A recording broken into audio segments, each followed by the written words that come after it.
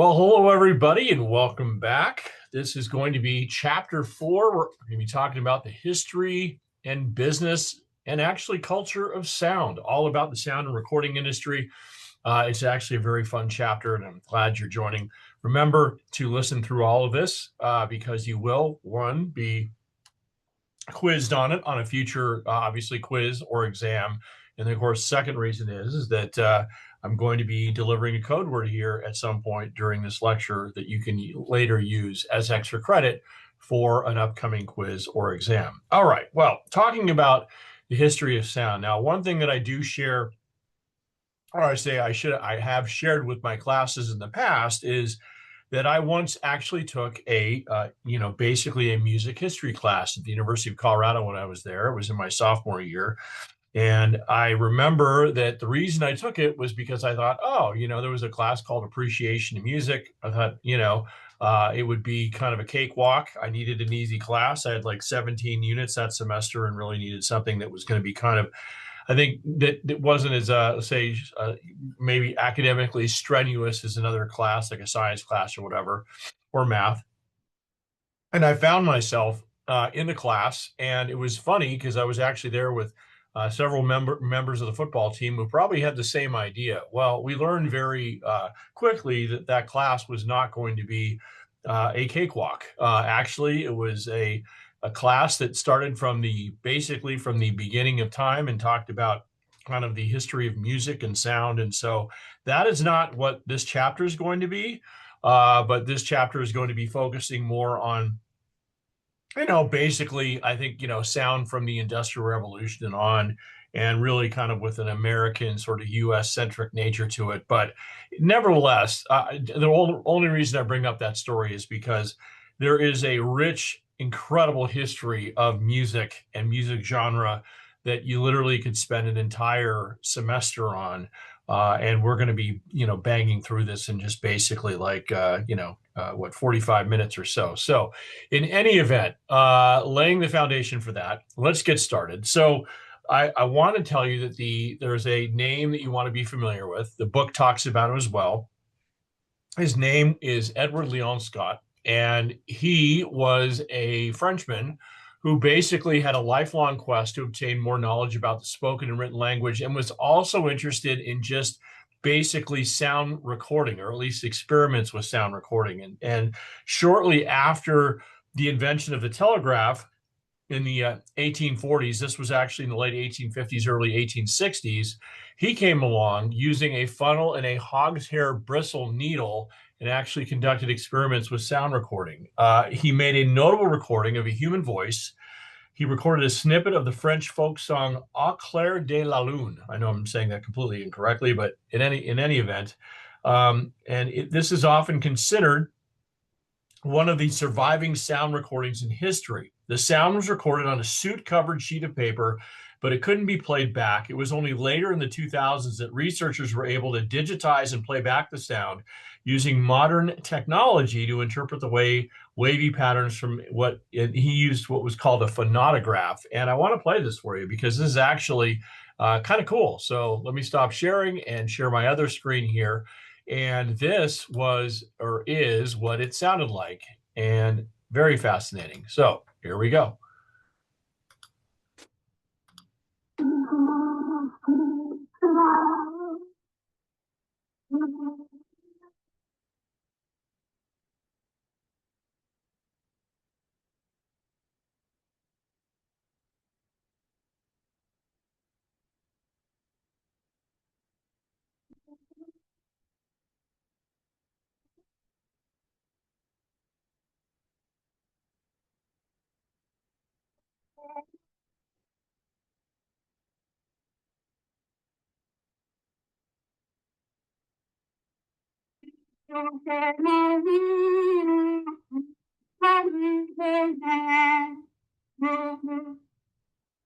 So very basic stuff, guys, but nevertheless, what was interesting is when researchers actually started listening to this, they actually thought that it was a woman's voice, but it wound up actually, of course, turning out to be a man's voice in the presence of Edward Leon Scott. So The Scott's experiments demonstrated that sound can be recorded, allowing researchers to study the properties of sound waves in a more precise way.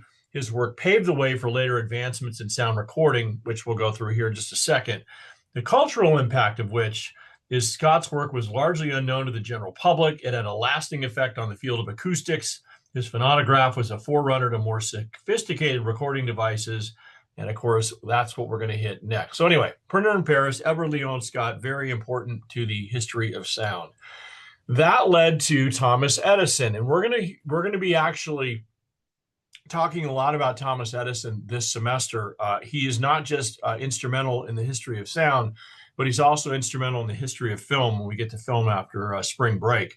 Anyway, so and the thing that was interesting about Edison is that he was constantly creating, constantly inventing, and constantly creating and inventing with an idea in his head that would actually turn out to be something completely different. And so it happened both in the sound world and it does happen in the film world. So he invented what was called the phonograph. That's phonograph, right? And he used a needle to press sound waves into a foil, which was wrapped by a metal cylinder. And so it was basically this little like cylinder, almost like a toilet paper roll.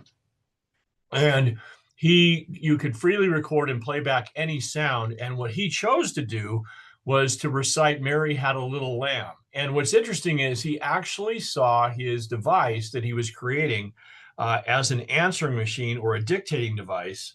And it was not what it would later turn out to be, which would lead to kind of the record player. In fact, let's see if I've got a note here. Yeah, he tried to sell it to the business community at the time as an aid dictation and an answering machine. Well, nevertheless, building on Thomas Edison's invention, the cousin of Alexander Graham Bell invents the graphophone, which is a cylinder made from wax.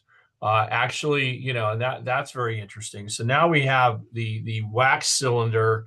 Before that was sort of more of a metalish type of cylinder. Now it's a wax cylinder. So now we're starting to see kind of things get built from advances being made from one invention to the other. It also happens in radio. It'll happen in television, happens in film. It happens just in about everything that comes up. In any event, later a German engineer using ideas from Edison and Bell, an American engineer, Emil Berliner, creates a machine that plays that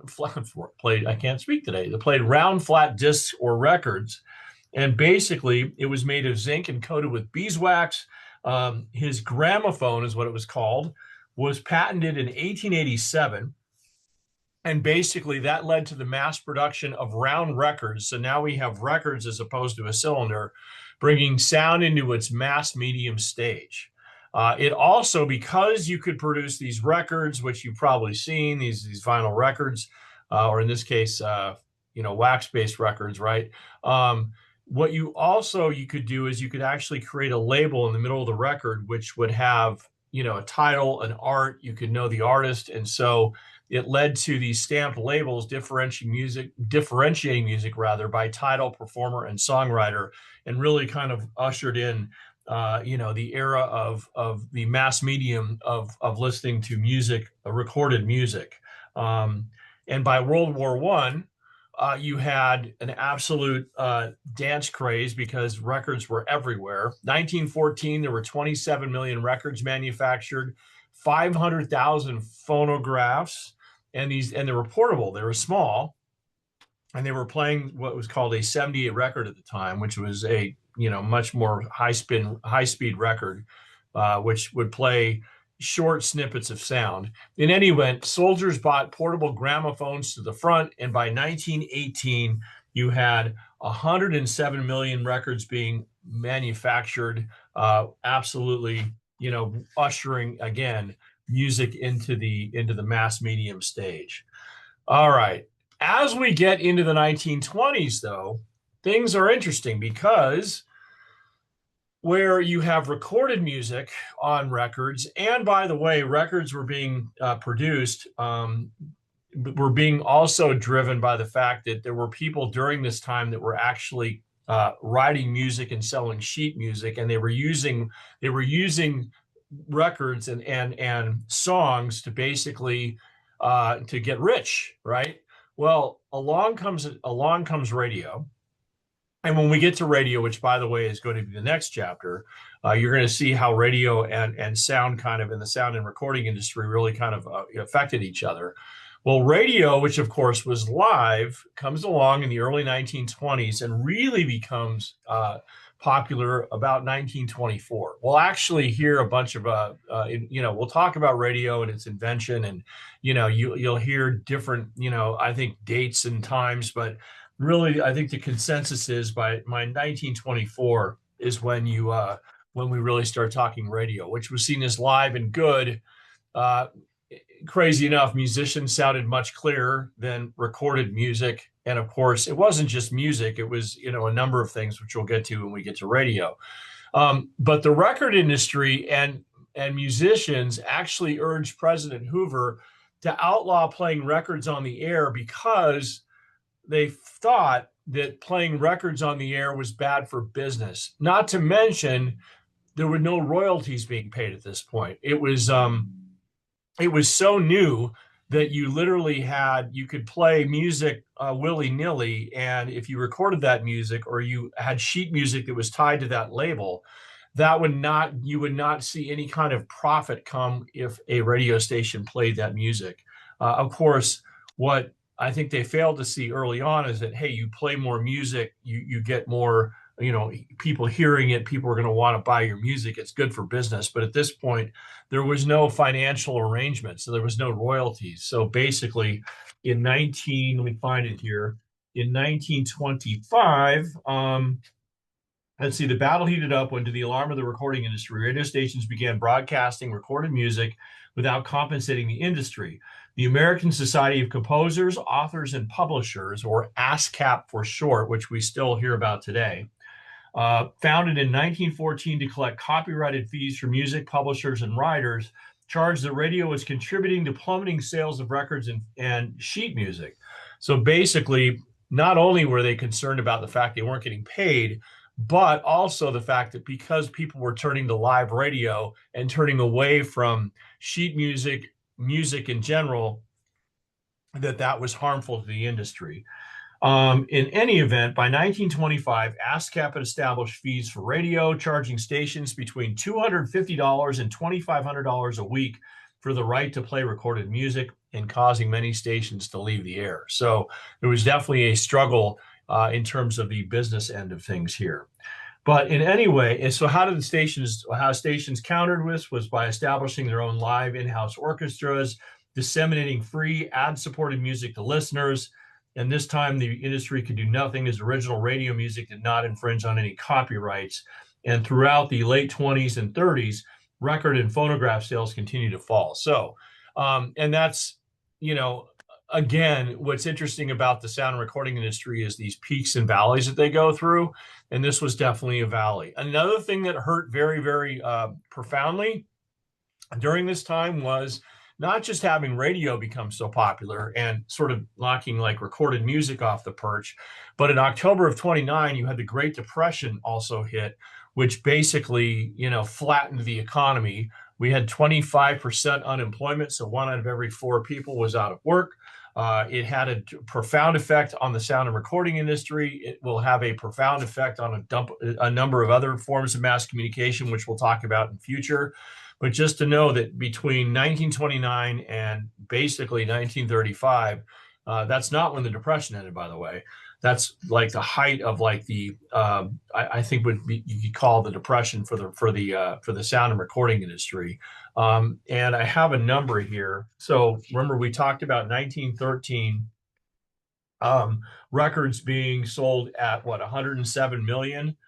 By 1930, that number had dropped to 46 million, and by 1933, only 5 million records were being sold. So think about that. You go from 107 million down to 5 million. That's 95% of your business is lost. We had a lot of small labels fold. Thomas Edison's company went out of business, the guy that actually created it. And that was so obviously a horrible time for the sound and recording industry, particularly between 1929 and 1933. Well, in 1935, we have something, a technological creation that basically changes the game, at least temporarily, and that's the jukebox. And basically, jukeboxes were these little these things that were set up in diners, drugstores, etc., where for 5 cents you'd throw a nickel in there, you could pick a few songs, the songs would play, recorded music, not live, recorded music, and of course that not only was profitable for folks that made jukeboxes, but it was obviously it caused a lot of publicity for folks that were producing music that would then later go out, hear the music, and buy music, right? So record sales were up 500% by 1939. So again, you have now the music industry going up. The music industry then goes down, and that's because of World War II. It hurt the record industry tremendously, recorded music, because the material used to create records, at this point it was 78 RPM, was made of vinyl. That vinyl was being used as a war material. Therefore, there was, they had to cut back on actually making records. But post World War II, folks started to figure out that radio could actually help sell records. This starts to be something where near the tail end of the 1940s and even into the 1950s, this idea that, hey, radio is playing our stuff, and the more it plays it, the better off we are as a business, right? So they started to figure that out. And there's some more stuff coming up here that I'll share as well that radio did that clearly was a benefit for the sound and recording industry.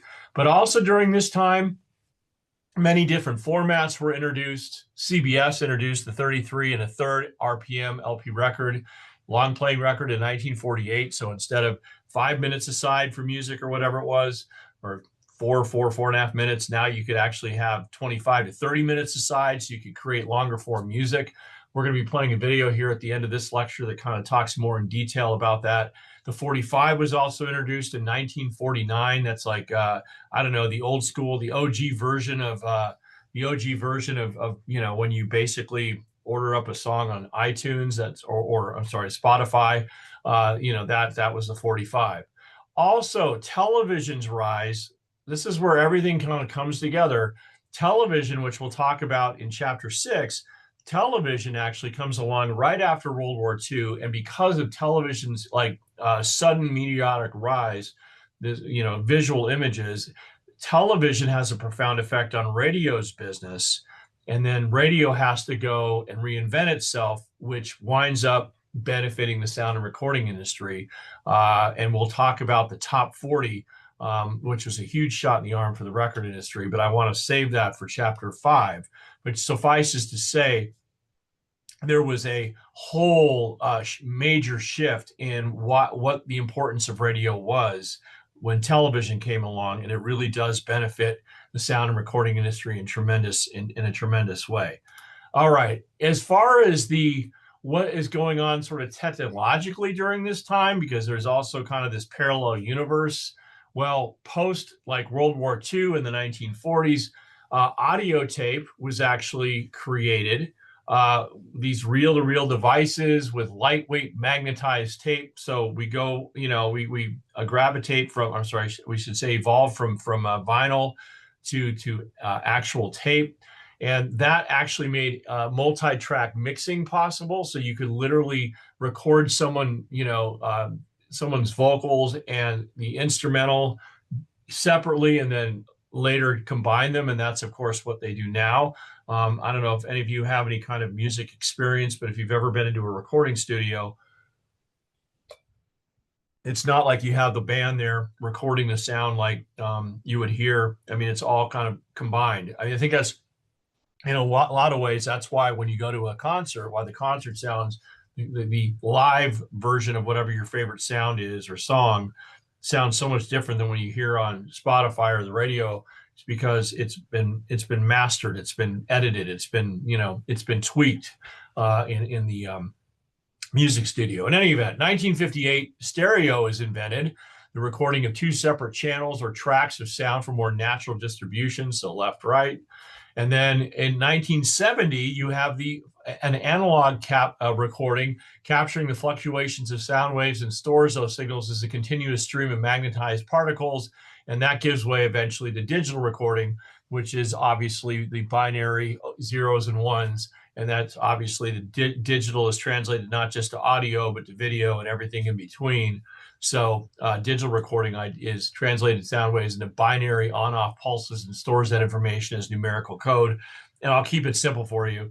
Basically, whether you're doing video or audio, the idea of going from analog to digital is huge because you can literally reproduce the sound of something or the visual of something with absolute 100% detail, when in the analog universe you'd always lose quality when you were recording a recording of a recording. Trust me when I tell you it was nasty. All right, getting back though to sort of our evolution of sound as we move into the 1950s. Again, so much of this is tied to the top 40 and what was happening in radio, but I want to save that for radio. But you see the dawning of rock and roll, which came about in the mid-50s. It was a virtual melting pot of styles. So prior to rock and roll coming along, you had black rhythm and blues, you had gospel, you had white country, you had folk. All these different elements kind of come together into this like grand, like almost soup, this musical soup. And that's what rock and roll is. It's the first musical form to transform the structure of sound and recording and radio. It was a genre tied to black migration. So during this time, this is also when we started to see civil rights really start to kind of bubble to the surface in the 1950s and then later the 60s. And of course, you had this spurring of growth of youth culture. And of course, during this time, you had some big, you had Elvis Presley, Bill Haley and the Comets, Little Richard, a number of different folks that were very popular. I mean, for example, Elvis Presley. I have a number here for you. Elvis Presley, who was kind of the top dog here. Let's see. He hit the top with Heartbreak Hotel, stayed at the top spot for 7 straight weeks. Elvis sold millions of records. He appeared on the Ed Sullivan Show, and one of the interesting moments of that is that they had to shoot him from the waist up because he liked to gyrate on stage, and gyrating apparently was not an acceptable form of entertainment, or at least family entertainment in the 1950s. In any event, and one other thing of Bill Haley in the Comets, if you wonder who that is, if you've ever heard the Happy Days theme, that's Bill Haley in the Comets. All right. So during this time, blues-based black music was also marketed as rhythm and blues. So R&B was still around. It was interesting because it was very popular with younger listeners because of explicit content. Trade magazines tracked R&B record sales on race charts. It was the beginning of the integration of white and black musical forms. So you had all of these different, cultural music kind of coming together. And I wanted to read something for you here, if I could. Let's see, do I have it here? Yes. So the cultural storm called rock and roll hit in the mid-50s. And rock and roll, as with the term jazz, was a blues slang term for sex, lending an instant controversy. Early rock and roll was considered the first integrationist music, merging the black sounds of rhythm and blues, gospel, Robert Johnson's screeching blues guitar with the wide influences of country, folk, and pop vocals. From a cultural perspective, only a few musical forms have ever sprung from such a diverse set of influences, and a new style of music has ever had such a widespread impact on so many different cultures as rock and roll. From an economic perspective, rock and roll was, the musical form. It simultaneously transformed the structure of sound recording and radio, and it set the stage for how music is produced, distributed, and performed today.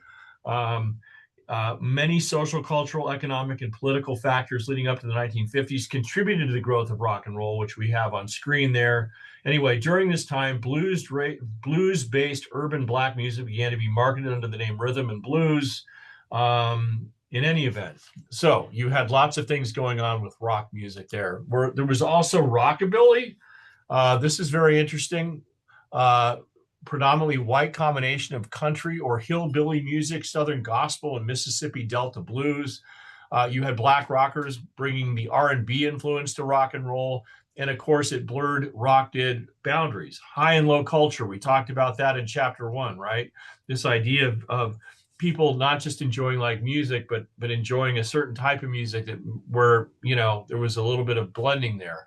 Masculinity and femininity also was very much part of this equation. North and South, Northern culture, Southern culture, kind of combining and to make rock what it is. Sacred and secular. So you had obviously religious, the religious undertonings of music and the secular idea of music kind of coming together. That was all, kind of in this big pot of rock and roll.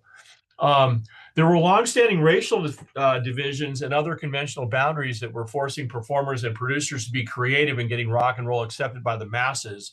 Interesting story, DJ Alan Freed, he was in Cleveland, Ohio, and he played original R&B recordings from the race charts. So he would actually play actual black versions of early rock and roll on his program. In a lot of cases, there were DJs that were playing what was considered black music, but was being covered by white musicians, being actually like reproduced by white musicians and playing that. So people would be hearing the lyrics and the overall tone and theme that was actually created by someone that was black, but that was being sung by someone that was white, right? So there were white cover versions oftentimes undermining black artist music.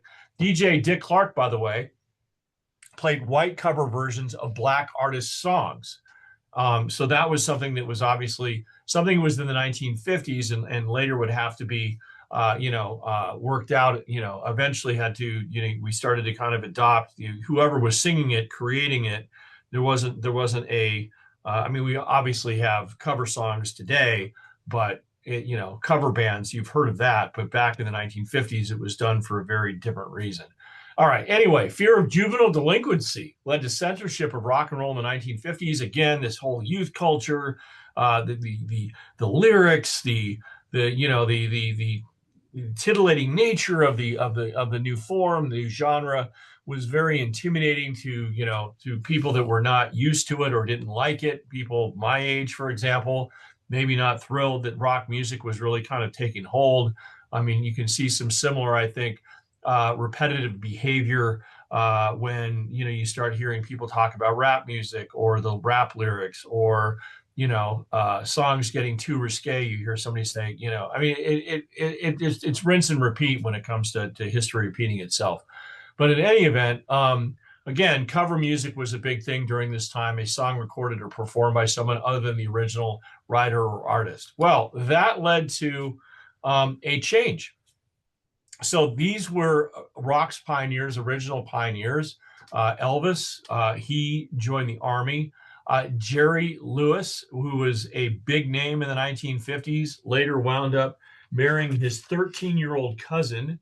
And that was he was kind of shamed off the charts, if you will. Let's see here. I've got some other ones here. Okay, anyway. Little Richard joined a seminary, so he turned, kind of religious and kind of walked away from that from his initial contributions. Chuck Berry was sent to prison. I want to say that was gun trafficking. Forgive me if I've got that wrong there. And then, of course, Buddy Holly was also a big name during this era. Buddy Holly actually died in a plane crash in Fargo, North Dakota. And he was on that plane with, hold on. I have it right here. I knew I'd forget this if I didn't.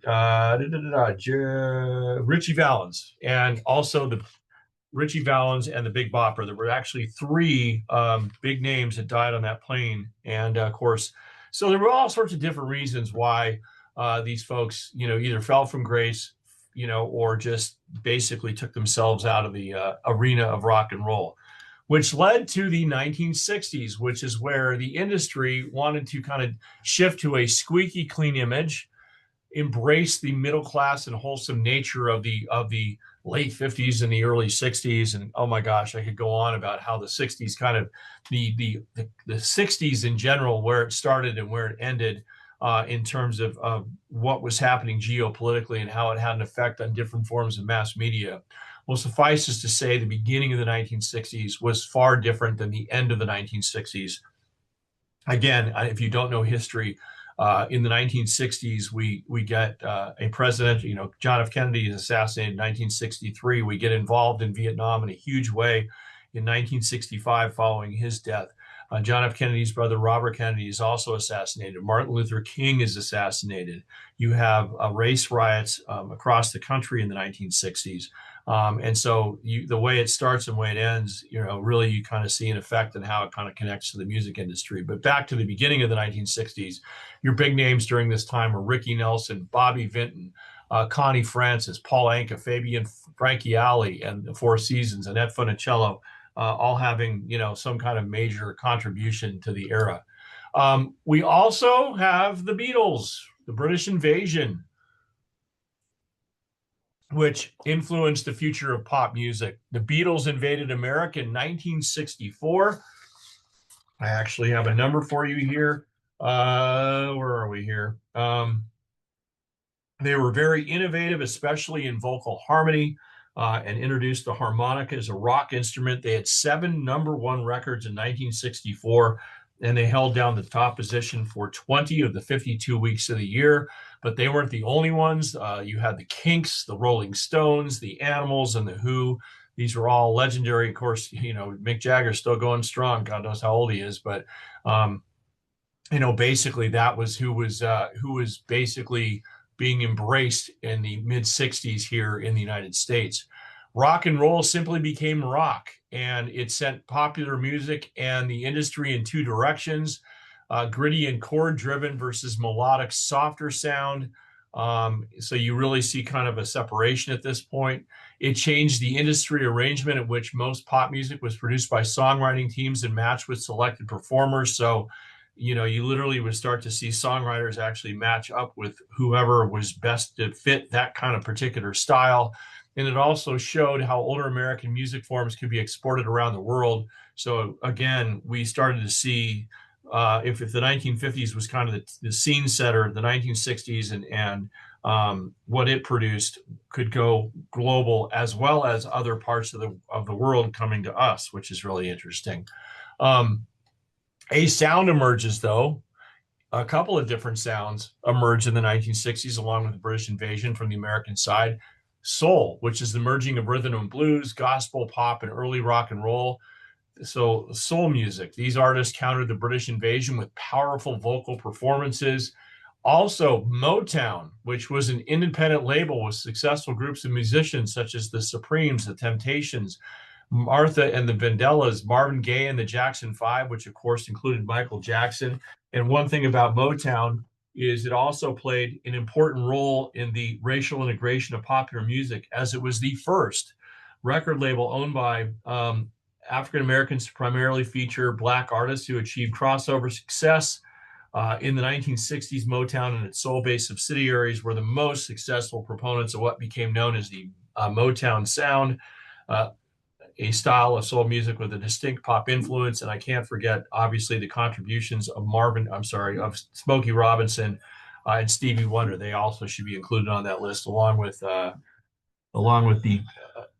Diana Ross and the Supremes. All right. We also, of course, talk about folk music, which are songs performed by untrained musicians and passed down mainly through oral traditions, right? And that folk music kind of comes along in the latter part of the 1960s, and it had a lot to do with not just the Vietnam War being so unpopular and people protesting the Vietnam War, but it also was the era during this time of a lot of drugs and a lot of free love and San Francisco and hippie culture, etc.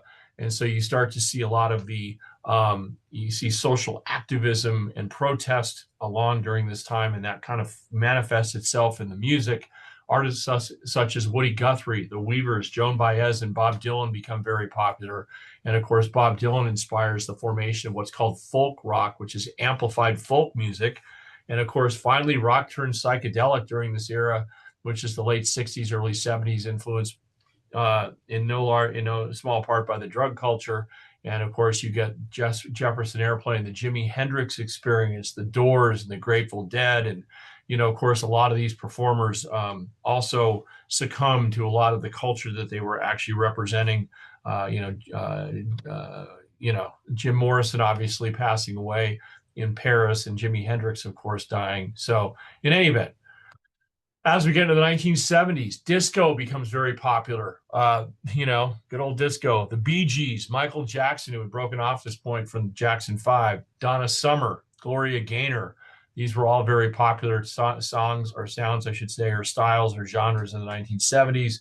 And then, of course, Sugar Hill Gang recorded the first rap song in 1979. So go figure about that one. Of course, we will talk more about where rap kind of evolves to in a little bit here, but it goes as far back as 1979 with the Sugar Hill Gang, White Lines. All right. We also, as we get into the 1980s, another genre that pops up is punk rock, which challenged the orthodoxy and commercialism of the record business.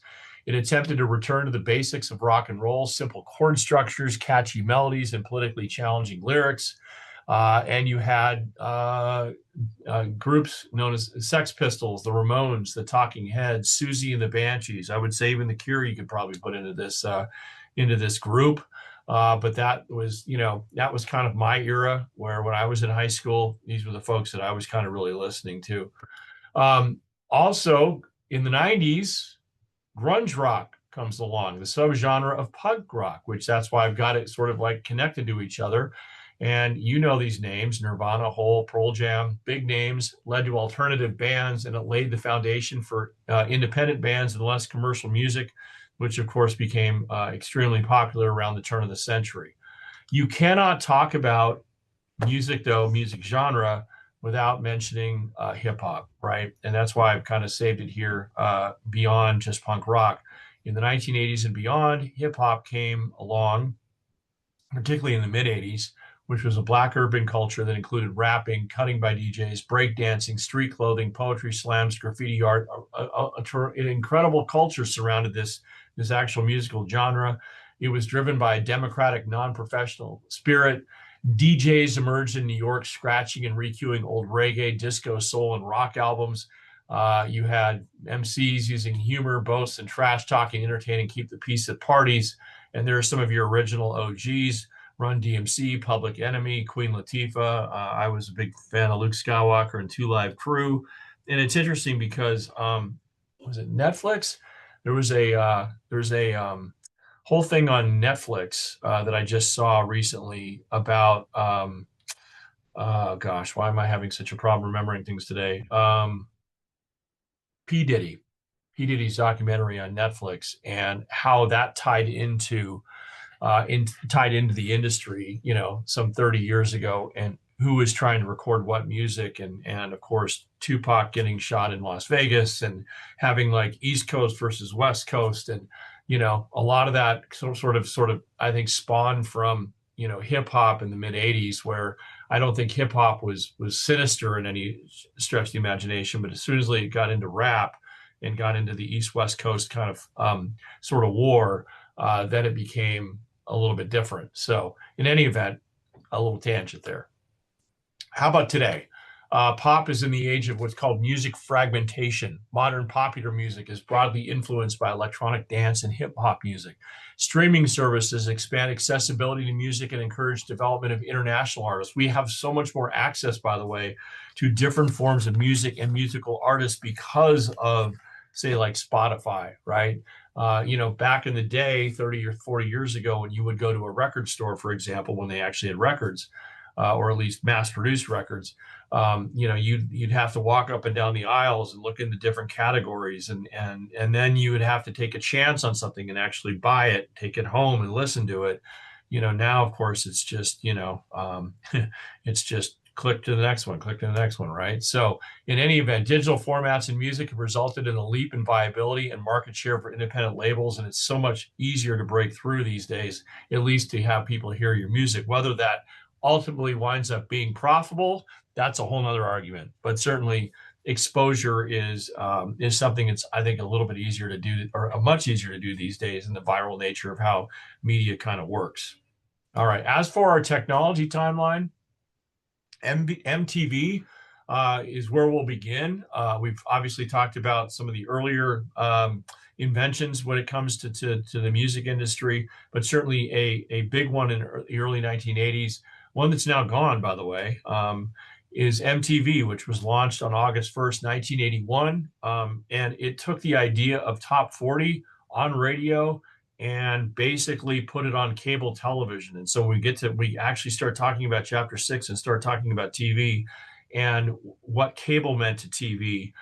MTV was basically one of the early networks on cable that really brought cable from, here to here. Another equivalent of that might be ESPN, which is obviously still on the air and at one point was a behemoth when it came to profit, and it's not as profitable as it once was, but it's not in the same boat that MTV is, where MTV has completely just died off, right? But initially, it was music videos with VJs, not DJs. It was a dedicated outlet for music on cable TV. Of course, it spawned VH1 and a bunch of other things. It was modeled after the top 40, and I'm not going to listen to it because we'll probably get nailed on copyright here on YouTube. But Video Killed the Radio Star by the Buggles. Video Killed the Radio Star by the Buggles. In fact, let's go ahead and make the Buggles our code word. Buggles, I'm going to write that down for chapter 4. But I would encourage you to keep listening, because there's a lot of valuable information coming here that will wind up on a quiz. Anyway, Buggles, chapter 4 is your, or as I say, Buggles in this lecture is going to be your code word for chapter 4. All right. In any event, happening at the same time as MTV's popularity is also some innovation. In 1983, we see compact discs, or CDs, which are digitally recorded discs produced at lower cost than vinyl records or audio cassettes, introduced into the ecosystem. Sony being the first really big company to kind of delve into that, Japanese company Sony. And I'm going to have a little video I'm going to play here in a little bit talking about, why this was such a big deal. But in any event, I still remember hearing CDs for the first time when I was in college. I remember going to a stereo store and they were blasting it, and it just sounded so different than what was on vinyl at that point. And what's so interesting is vinyl's making a comeback now, because I think people like the sort of the analog-y, sort of scratchy nature of the needle of vinyl, whereas CD just sounded so clean. As we get into the 90s, we get into what, MP3 files, the internet age, right? The MP3 developed in 1992, which is a format that enables digital recordings to be compressed into smaller, more manageable files, which of course led to illegal file sharing, the creation, and then I would say the downfall of Napster, right? And for a long time, particularly in the mid to later part of the 90s and into the early 2000s, you had people file sharing like crazy. And of course, that was extremely harmful for the music industry, because you had, if you could, illegally download music, you weren't buying it. And that was, of course, bad for the bottom line of the music industry. And so basically, the Supreme Court declared free music file swapping illegal in 2001. Did it stop it? No.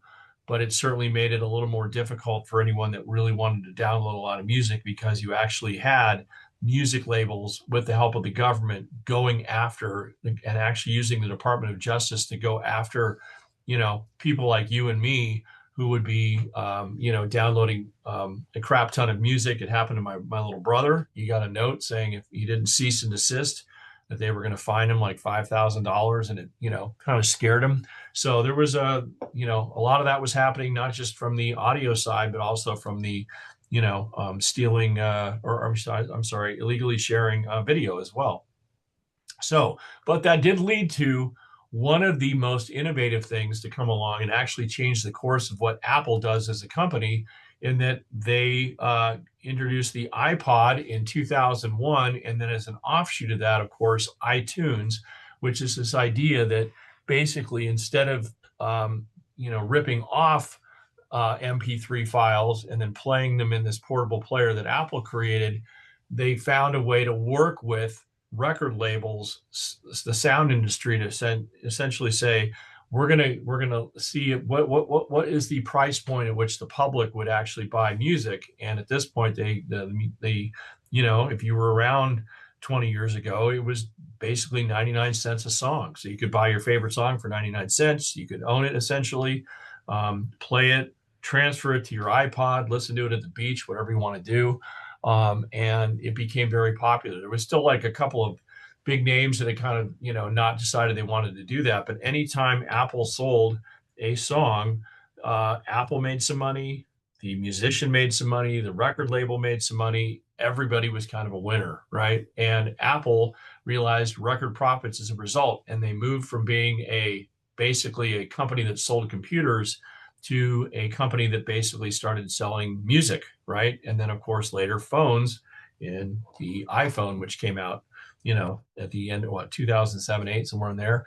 But anyway, by 2014, Apple had reported 390 million sold of the iPod and 25 billion songs downloaded. And of course, that was the high water mark, because then streaming came along and, took that away. By the way, here's an interesting graph that is from your book, in terms of how much music was being sold and on what format. In 1999, the total value of the industry was just under $15 billion. And you can see that most of it was going to CD sales, 12.8 billion, 88% of the market at that point. In 1999 was CD. And you can see how little vinyl was versus cassettes. By 2011, we were down to 7 billion, which is a reflection, I think, of illegal file sharing for sure, because people were passing around music for free. And you can see digital downloads were 37% at that point, and 44% was CDs. So the CD market in just 12 years, lost basically 300% of its business, right? Pretty crazy. And then by 2022, we're back up to 15.8 billion again. That revenue is because people got into streaming music, and now streaming 13.2 billion of that 15.8. So we'll talk about streaming here in just a second. Speaking of streaming, obviously a couple of the big dogs are Spotify and Apple Music. And here's what you have to remember. It was a shift from ownership of music to access to music. So you don't technically own the music that you listen to when you stream. You're just listening to it on kind of a nonstop basis or an on-demand basis, right? And there's subscription services that drive the access model. So instead of paying 99 cents a song, you're spending what, 15, 20, 25 bucks a month to, have access to all sorts of music. And that's just a steady flow of money that goes into a company like Spotify. A good comparison of that would be what like ESPN would do during the cable era. In the 1980s, when ESPN really started making, in 1990s when ESPN started making a fortune. So people would spend what, $100 a month or $120 a month, and of course now it's even more than that on cable. And then ESPN would get usually $10 to $15 a customer. So $10 of your bill would literally be going to ESPN, right? And who owns ESPN? Disney, right? So Disney would be getting $10 a customer, $10 a month from every customer. So if you had 90 million people, just do the math. It's astronomical how much ESPN was making, and that doesn't even include the advertising revenue, because they were obviously charging for advertising on their shows and sports. So anyway, a lot of money. Music streaming makes up 84% of all global revenue. 82.1 million Americans are paid subscribers to on-demand music streaming. We stream approximately 75 minutes of music per day. And the most popular genre of streaming is R&B/hip hop. That's actually what we listen to the most. Well, what I'd like to do over the next 15 minutes, and then we'll have a couple slides after that really land the plane is I want to talk about, or I share with you a video that I found on YouTube by a Canadian music journalist by the name of Alan Cross. And he kind of sort of gives us a little bit of a recap on where we started and where we are now, but really makes some interesting points about streaming and the business model of streaming and how it can be good and bad, and also in terms of how does it affect creativity. And so I really think you're going to want to listen to this, because it's one of the more interesting things I found on YouTube within the last 10 years, and that's saying something. So let me stop sharing here, and let me go here to our other desktop, and I'm going to play Alan Cross. I'm going to assume that there are some music fans in the audience, right? Okay. So I have a bit of a rant that we're going to go on here, and it should be of interest to anybody who listens to music. And this rant really began when I was in grade 7. This was in Mr. Penner's science class. I couldn't find a picture, but let's just say that this is a reasonable facsimile. And Mr. Penner said something that really stuck with me for a reason I don't know. He said, he was trying to tell us about the 3 states of matter. And he says, a solid is obvious. You know what the shape of a solid is. But a liquid or a gas, they assume the shape of the container in which they're stored. I have no idea why that stuck with me, but it kind of blew my mind in a weird way. And then when I was getting deeper into what's going on with music today, I thought of Mr. Penner again. And I thought, you know what? We can apply those same principles with the 3 states of matter to music. We can talk about containers. Here's a hot take. If you have a message inside you that people are meant to hear, it'll never make the impact that it truly deserves. Now, this is the first container that we ever stored music in. Up until Thomas Edison came along with his wax cylinder, music was effervescent. It was there and then it wasn't. There was no way to store music for later analysis, later enjoyment, later study. But with this, we began to see music preserved for future generations. Now, before then, a song could be a couple of rhymes that you spouted off in the pub. It could be a folk ballad, which went on for as many verses as it took to tell the story. It could be a symphony, which could go on for an hour or more. The Greek national anthem has 158 verses. So the music was flexible. It was like a gas in the air. There was no container for it. But with the Edison cylinder, it had a container. And that container could hold 2 minutes worth of music. If you wanted to be a recording artist after 1877, your music had to conform to the size and shape of the container, which meant a 2-minute song. Okay, so for the first time, there is a time limit on music. Then, around 1900, a guy by the name of Emil Berliner came up with the idea of taking some of Edison's principles and applying them to a rotating flat disc. And after a couple of years, everything standardized into a 10-inch disc that ran at 78 RPM with grooves cut so far apart. The math and the geometry tells us that if we use those standards, we can get between 3 and 4 minutes of music before we have an interruption, before we have to get up, change the record, or turn it over. 3 or 4 minutes. That's the size of our container. And for the next 50 years, the 78 RPM record became the thing that standardized our appetite for popular music. We began to crave, expect songs that were 3 or 4 minutes. Now, this is John Philip Sousa. You might remember him as the guy who does all the marching music. And he absolutely hated the idea of recorded music.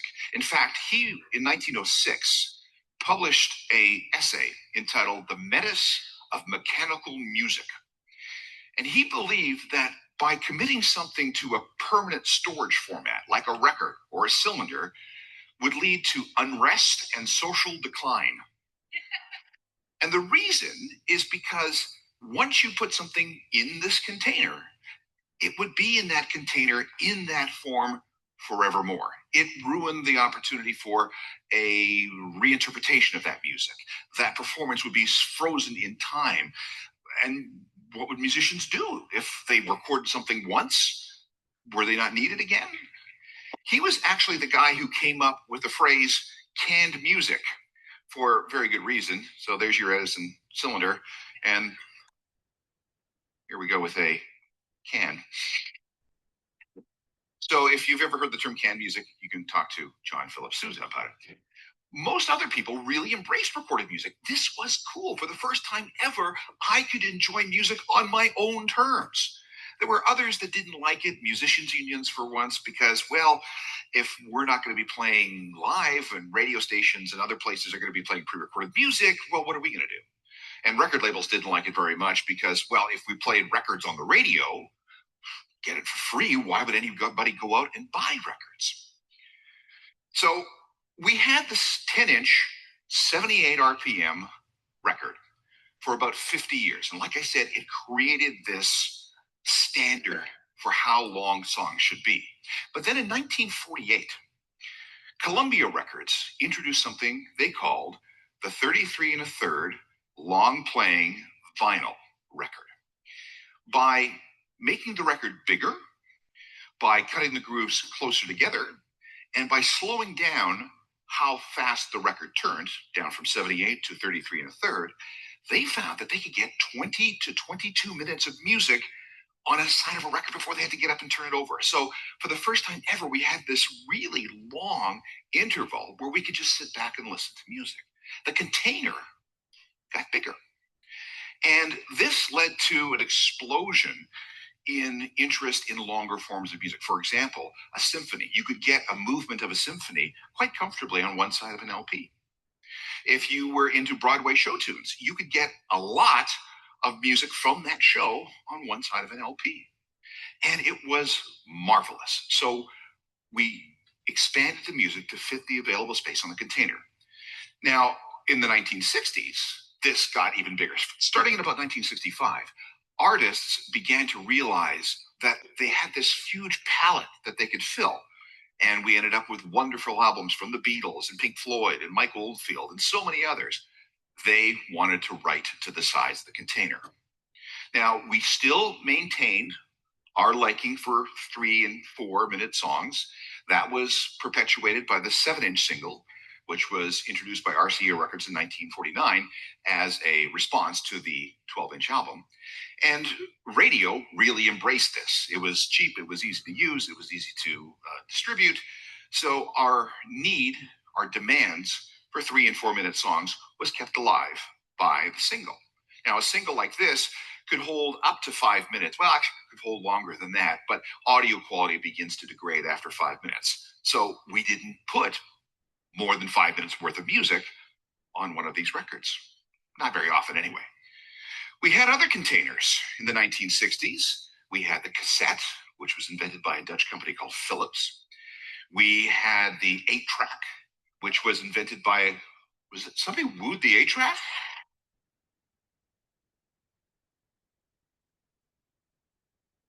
Okay.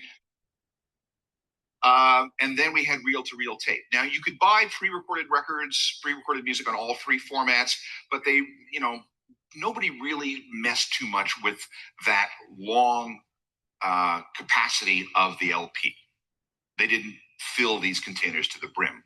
But then comes along the compact disc, 1982 and into early 1983. We stopped talking about a rotating disc that had a spiral that was 500 meters long. And we began talking about a plastic disc that contained megabytes of information. CD was developed by Philips of the Netherlands and Sony of Japan. And this thing, this new design, could hold up to 74 minutes worth of music. Now, why 74 minutes? Well, there's an apocryphal story that says that the president of Sony insisted that the new format hold his favorite symphony uninterrupted, which was Beethoven's Ninth in D minor, Opus 125. It ran, his favorite recording of that performance ran 74 minutes. So he declared CDs have to hold at least 74 minutes. Not true. It's a really good story. But really what it came down to is that Philips wanted the CD to be 10 centimeters in diameter, but Sony wanted it to be 11.5 centimeters in diameter. So they had a compromise and they made it 12 centimeters in diameter. And if you do the math and all the geometry and you figure out exactly how you place the binary code on the CDs using the standards set out by Sony and by Philips, you get 74 minutes worth of music. It's as boring as that. Look, the time is here. It's 2026, and everybody talks about having a new year and a new life. People began to fill this container to the brim. You had so much more music on a CD than you did on an album. Here's the worst offender. This is the Red Hot Chili Peppers 1991 album, Blood Sugar Sex Magic. Yeah, you can do that. That's fine. This record has 73 minutes and 55 seconds worth of music on it. So 5 seconds short of the ultimate capacity of the CD. Did it need to have that much music on it? Have you heard this record? Not necessarily. But again, we filled the available container. Then we get to the internet. On March the 14th of this year, which is also affectionately known as Pi Day, 3.14, right? A guy in New Mexico posted this. He calls it Shepherd's Pie. And what he did was take pi, the mathematical concept, and extend it to 1 billion digits. Then he taught an artificial intelligence music program to base music on those 1 billion digits. So Shepherd's Pie, in its entirety, is 999,999 days long. It's 114 years. There's no container. It can be as big as it wants to be. And this brings me to streaming. Here's where the rant is going to begin. Now, don't get me wrong, I love streaming. I think streaming is wonderfully convenient. The idea of having 50 million songs on a device maybe that big, it is just so cool. The entirety of human musical history on this, wherever you are, awesome. However, there have been some changes in our behavior when it comes to accessing and consuming music as a result of streaming. Let's just talk about physical containers again. When you bought a record, CD or vinyl, doesn't matter, you had to work for a certain amount of time before you earned enough money so you could actually go out and buy one of these things, right? And then you would take it home and you would listen to it over and over and over again, even to the songs you didn't like. Because if you made up your mind that you didn't like a song on an album, well, it was kind of like you wasted your money a little bit, right? So you would listen to these songs over and over again until the penny drops and you go, yes, okay, fine, I like it. That's one thing. The other thing was that the record, the container, had additional resources. There was artwork that you could study. There were liner notes. There were lyric sheets. This was all really cool. So you had this financial investment in the container and what was on it, and you had this intellectual investment in the container based on what you could divine from it. Streaming, not so much. It is context-free music that goes in one ear and out the other. There is nobody to tell you why that song is important, what's cool about this band, who is behind this album, where is this scene building, and what is this sound all about? You don't hear any of that. It's in one ear and out the other. I call it organized noise. And again, don't get me wrong, it's here to stay. Love it a lot. But for a rich music experience, it's kind of lacking a little bit. The other thing that we need to talk about are some really frightening numbers. There is a company behind Spotify called the Echo Nest, and the Echo Nest is forever parsing data from users. They know exactly how we listen to music, how often we listen to music, and how we skip music. This is really important. I'm going to give you these numbers. If a song comes on and you're listening on Spotify, there is a 24% chance that you will skip that song in the first 5 seconds. There is a 29% chance that you will skip that song in the first 10 seconds. And there is a 35% chance that you will skip that song before 30 seconds have passed. Now, this is a really important concept. No one gets paid for a stream unless it runs for at least 30 seconds. So, producers and composers and songwriters and record labels are throwing everything they can at that first 30 seconds to make sure we, with our short attention spans, hang on to that song for at least 31 seconds. Best example right now, Taylor Swift and Me. Now, when you hear that song again, listen to how it starts. How long is the intro? 0 seconds. When does the chorus come up? Almost right away. How many hooks can you count in that first 30 seconds? A lot.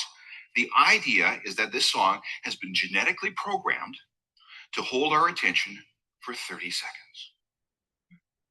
That's perverting, changing, altering the way music is being created. Let's go a little bit further. If you look at the Billboard Hot 100 and you go back to 2000, the average length of a hit single was 4 minutes. There were no songs under 2.5 minutes. Today, the average length of a song on the Hot 100 is 3 minutes and 30 seconds, so a decline of 30 seconds. And the number of songs under 2.5 minutes has increased by 8% over just the last 3 years. I'll give you a great example. What's been the number one song for the last 12 weeks? Old Town Road by Lil Nas X. How long is Old Town Road? I'll tell you, 1 minute, 57 seconds. The reason these songs are getting shorter is because artists and producers and engineers are looking at the data and they see, oh, okay, a shorter song seems to indicate that people will skip less. There's a greater chance of us getting to that 30 seconds with shorter songs. And with a shorter song, we can have more shorter songs after that on a playlist so that the 30-second mark comes up much more quickly. Now, let's think about this if you're a prog rock band, all right? And you specialize in songs that are 7, 8, 9, 10 minutes long. You are going to get paid exactly the same amount for a 10-minute rock and roll epic than somebody who writes a song that's 2 minutes long. So you might think, as an artist, why bother writing a song that long? I'm not saying you won't do it, but if your album has 5, 10-minute songs on it, you have a chance to score that 30-second mark 5 times. But consider a band like the Pocket Gods. They're from the UK. They understand how things work. Earlier this year, they released an album called 300 by 30. And what that is 298 songs, each less than 45 seconds long. And the idea is put it on, and that 30-second mark comes up an awful lot. And that's where they make their streaming money. I'll give you another example. There's a band called Wolfpack. Very clever. They needed some money, so they released an album that had 10 tracks on it. Each track was 32 seconds long, and each track was dead silent. There was no audio on it whatsoever. So they told their fans, put this on when you go to bed. Put it on repeat. And every time it went past, what happened? They got paid. And they made $20,000 until Spotify called them and said, cut it out. Again, gaming the system. it's all about the container. If the container is nowhere, well, then look what can possibly happen. All right. So that he's going to go on and rant about headphones, which I don't need to hear. But I think he makes some very interesting points. And I'm sure, guys, that next time you are listening to music on Spotify, right, or whatever your streaming service is, think about how long the song is. Think, how long do you listen to it? How long do you until you actually hit skip? You know, I know my daughter does it a lot. You know, she skips a lot. So I think you made some very interesting points there. By the way, I just wanted to show you while we were listening. Here's a I'll show this to you earlier. Here's a vinyl record, Vision Quest. I don't even know where. I have no idea where I even got this. Somebody handed this to me, and it's been in my office. And I think it's the only one that I own now because I had a bunch of them and I sold them off. All right. Anyway, last slide here. Business is sound. 1950s and 1980s, there was a large number of competing labels, and by 1998, there were 6 major labels. And by 2024, only EMI, Universal Music, Sony, and Warner Music are around. And you can see there's a pie chart there kind of telling you how it breaks down. 4 companies control 85% of the recording industry market in the U.S., and the U.S. market accounts for 1/3 of global sales. And of course, if you've traveled at all outside of the U.S., anywhere that you go, that you know that American music is very, very popular and well received. And that's why, for example, artists like Taylor Swift, which your textbook has a nice little blurb about Taylor Swift and her most recent tour, how the Eras Tour not only killed it here financially in the U.S., but clearly did outside the U.S. border. So that is sound and recording. Again, I would, if you missed the word, I would suggest that you go back and listen for it for your extra credit.